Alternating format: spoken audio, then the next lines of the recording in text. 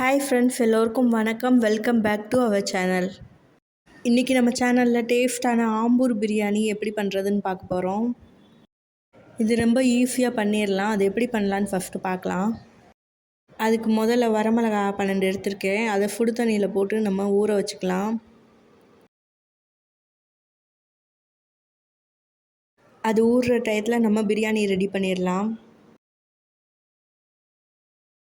அதுக்கு முதல்ல 200 gram sunflower oil சேர்த்துக்கலாம். ஆயில் நல்லா ஹீட் ஆனதும் பிரிஞ்சி இலை 1, அன்னாச்சி பூ 4, பட்டை 4, கிராம்பு 5, ஏலக்காய் 5, இது எல்லாத்தையும் சேர்த்து நல்லா வதக்கிக்கலாம்.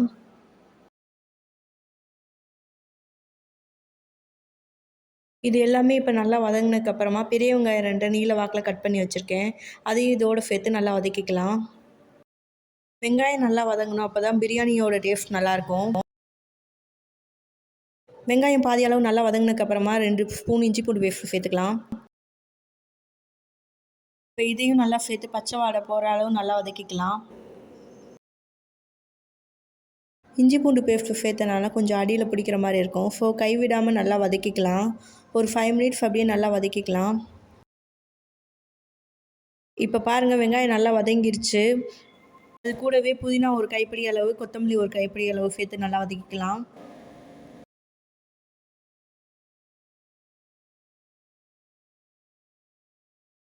இப்போ புதினா கொத்தமல்லியும் சேர்த்து நல்லா வதக்கினதுக்கப்புறமா ஒரு பழுத்த தக்காளியை நீல வாக்கில் கட் பண்ணி வச்சுருக்கேன்.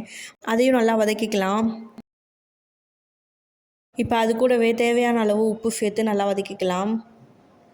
தக்காளி ஒரு பழம் தான் கரெக்டான அளவு. நம்ம அதிகமான அளவு தக்காளி சேர்த்தோம்னா தக்காளி சாதம் மாதிரி ஆயிரும். ஏன்னா இதில் கரம் மசாலா, பிரியாணி மசாலான்னு எதுவுமே நம்ம ஸ்பைஸஸ் சேர்க்க மாட்டோம். ஒன்லி சில்லி மட்டும்தான் அரைச்சி நம்ம சேர்க்க போகிறோம். இப்போ பாருங்கள், தக்காளி ஓரளவு வதங்கிருச்சு. ரொம்ப வதங்கணும்னு அவசியம் இல்லை. இதோட வாஷ் பண்ணி வச்சுருக்கிற 1/2 கிலோ சிக்கனை நம்ம சேர்த்துக்கலாம்.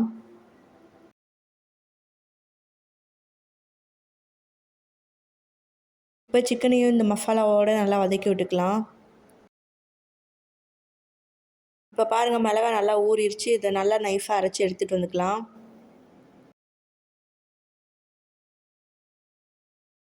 இப்போ பாருங்கள், மிளகாயை நல்லா அரைச்சாச்சு. இதில் 3 ஸ்பூன் நான் இப்போ சேர்த்துக்கிறேன். அதோடு 50 கிராம் தயிர் சேர்த்துக்கலாம். இப்போ இது எல்லாத்தையும் நல்லா வதக்கி விட்டுக்கலாம். இது எல்லாமே இப்போ சேர்ந்து ஒரு 15 மினிட்ஸ் நல்லா வேகட்டும். இப்போ பாருங்கள், சிக்கன் நல்லா வெந்துடுச்சு. இதை இப்போ நல்லா வதக்கி விட்டுக்கலாம். நான் 1 கப் ரைஸ் எடுத்து வச்சுருக்கேன். அதுக்கு 2 கப்பு அளவு தண்ணி சேர்த்துக்கலாம். தண்ணியை நல்லா சூடு பண்ணி நம்ம சேர்த்துக்கலாம்.